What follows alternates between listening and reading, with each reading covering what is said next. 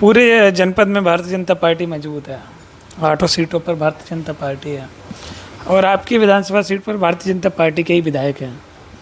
चुनौती किससे रहेगी?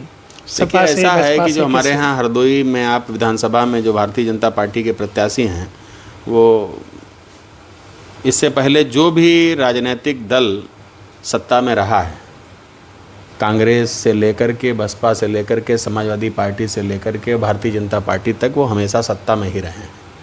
और ये हरदोई का दुर्भाग्य है कि हरदोई की जनता चाहते हुए भी, जब वो हमेशा सत्ता में ही रहते हैं, तो हरदोई की जनता चाहते हुए भी उनका कुछ बिगाड़ नहीं पाती है। कारण ये होता है कि सत्ता के दबाव में और सत्ता के चकाचौंध में लोगों को मजबूर हो जाना पड़ता है। और वो विधायक, चूँकि उनके बाबा भी रहे, उनके पिताजी भी रहे, वो स्वयं भी विधायक हैं, और आज़ादी के बाद से उन्हीं के परिवार में विधानसभा चली आ रही है, और आज़ादी के बाद से लगातार वो सत्ता में भी हैं।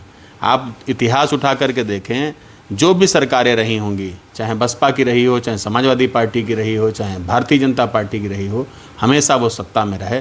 और ये हरदोई का दुर्भाग्य है कि हर पार्टी उनको ले भी लेती। और अभी आप हरदोई की सड़कों पर निकले हैं, भी 5 मिनट पहले आप हमारे आवास पर आए हैं, पानी बरसना शुरू हुआ है। अब भी यहाँ से निकलेंगे, हरदोई की विकास आपको मालूम पड़ जाएगा। पूरे प्रदेश में जहाँ विकास की गंगा बही है, उत्तर प्रदेश में हमें नहीं लगता कोई जनपद ऐसा होगा जिसमें विकास की गंगा बहाने का काम भारतीय जनता पार्टी के शीर्ष नेतृत्व ने न किया हो। लेकिन एक कारण ये भी है कि जो लोकल का राजनीतिक व्यक्ति होता है, वो हरदोई की समस्याएं अगर उठाएगा, हरदोई की समस्याओं का निस्तारण के लिए माननीय नेतागणों के पास, उच्च नेतागणों के पास जाएगा और उस विभाग के लोगों से के पास अपनी बात रख करके उस कार्य को कराएगा, तो हरदोई का विकास होगा।